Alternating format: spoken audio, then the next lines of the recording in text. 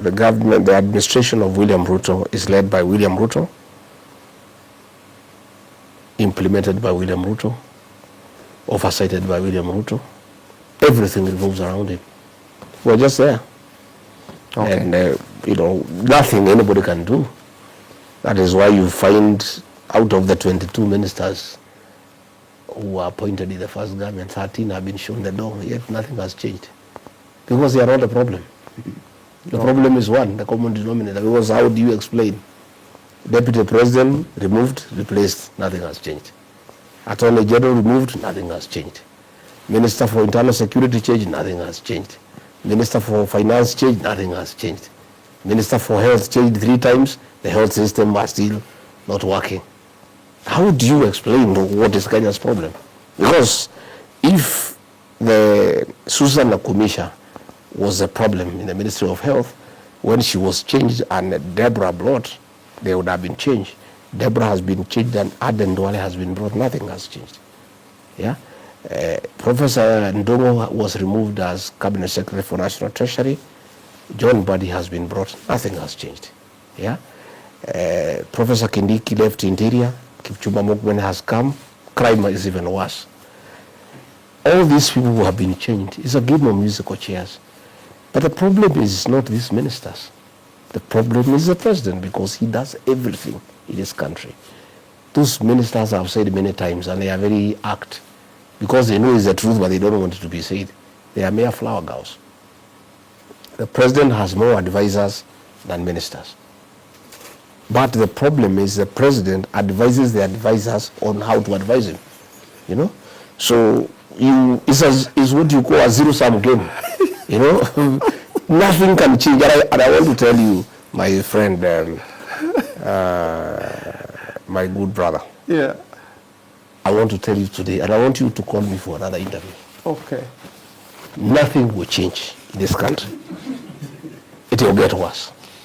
You said is the intelligence is being given, no. So it is not. He is also not good, because I was there telling him the truth. Also, you are giving him. I told him the truth, and because he doesn't want the truth, he got rid of me.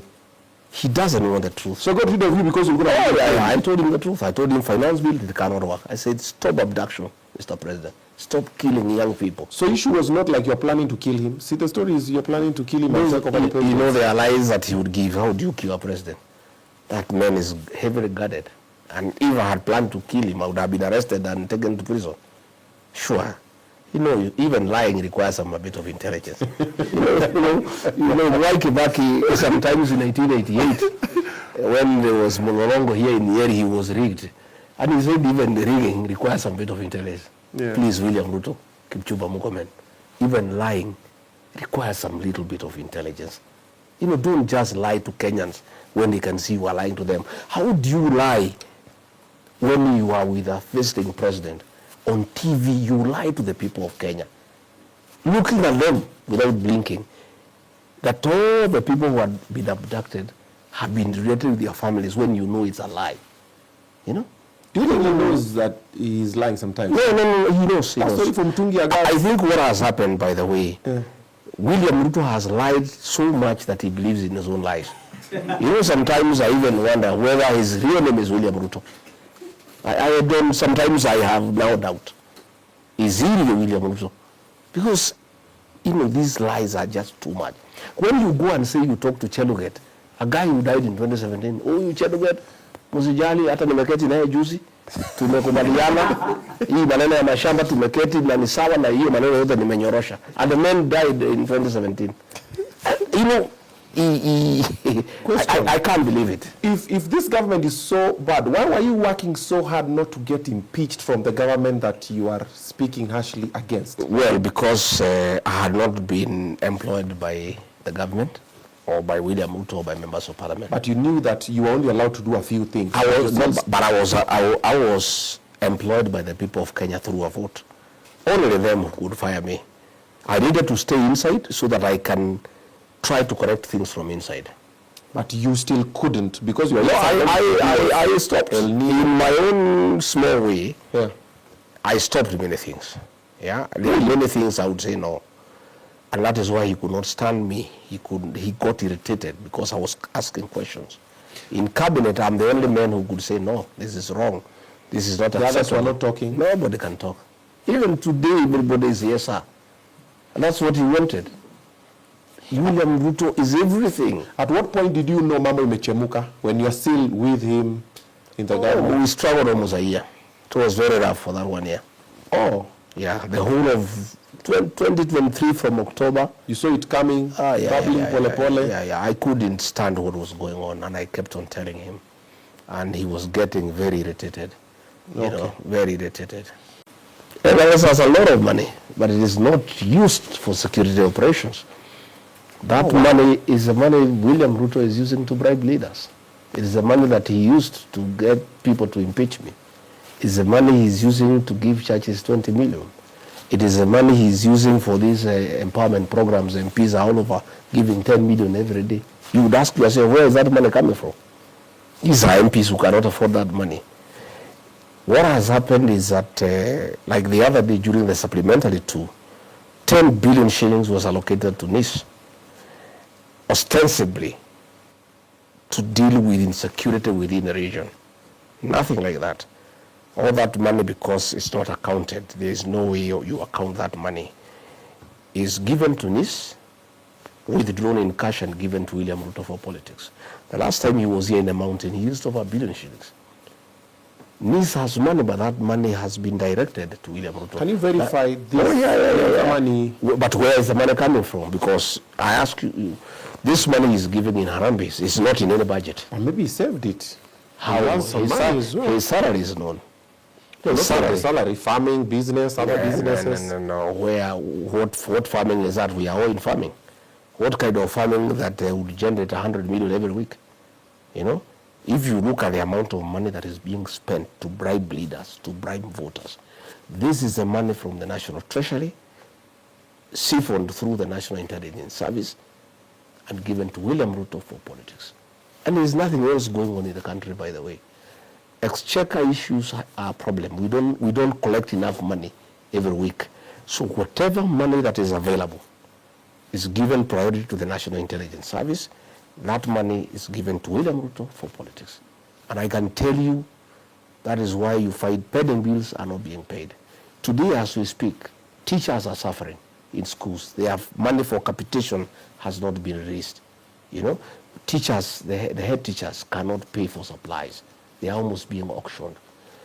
Help, university students are at home. Health is not working.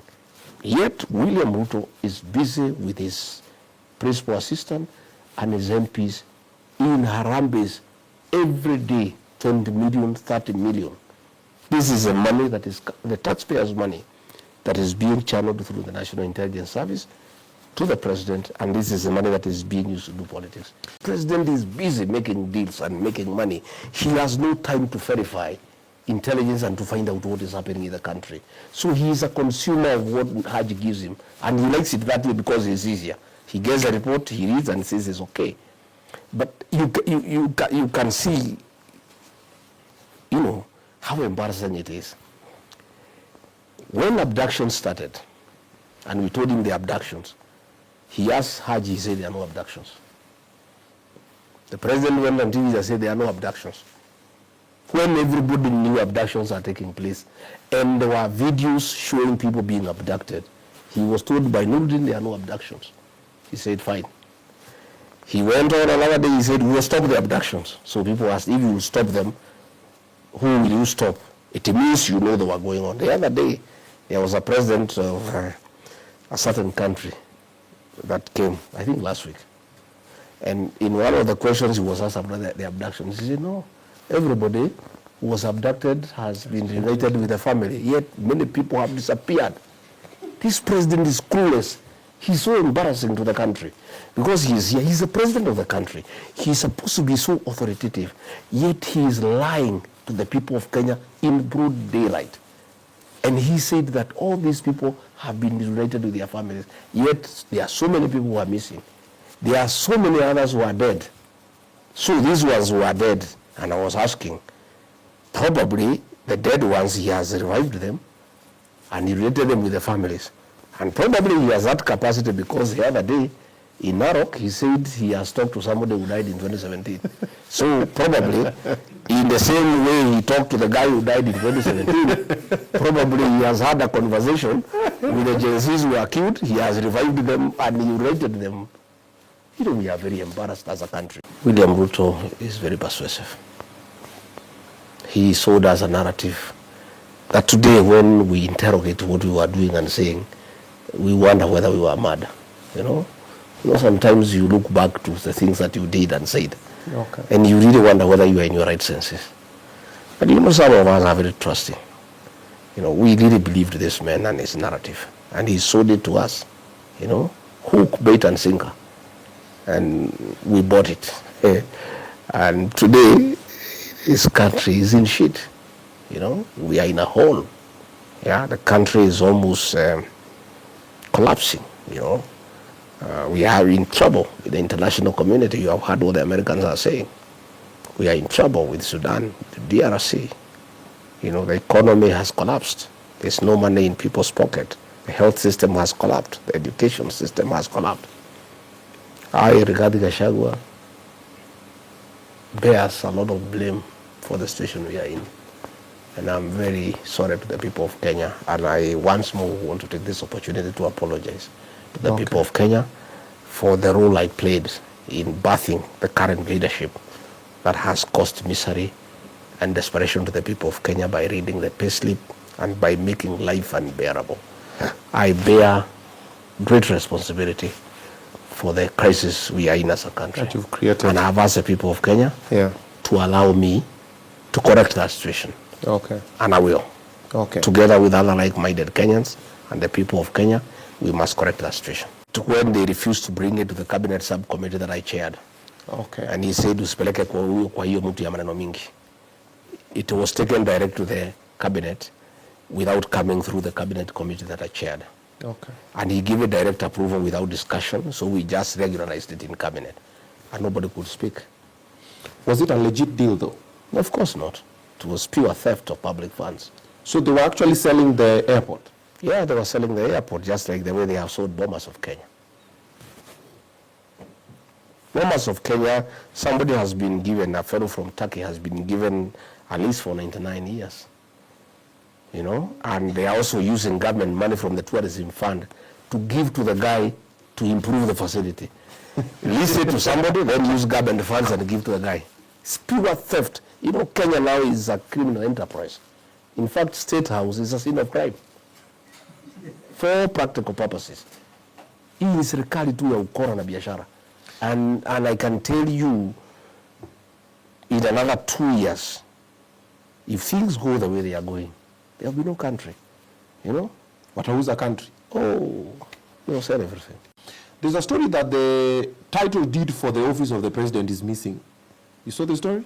I saw the story. I wouldn't be surprised. I wouldn't be surprised. These people have appetite for land and buildings. You know? Serious appetite. And I don't even know how much land they want. The other day they took land for IDPs in Dabibi. The president has taken over. He's now growing wheat in that farm. That farm was for IDPs. Like the president is growing his own? He has taken over that land in Dabibi. 5,000 acres, land that was meant for IDPs. He has grabbed it by force. And nobody can ask any question.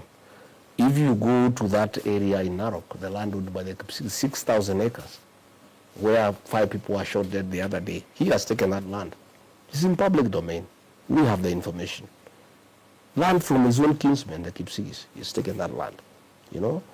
But my question is, here I'm only 3 acres. It's even too much, the land that I have here. What does he want to do with all this land? There is a serious appetite for public land, you know.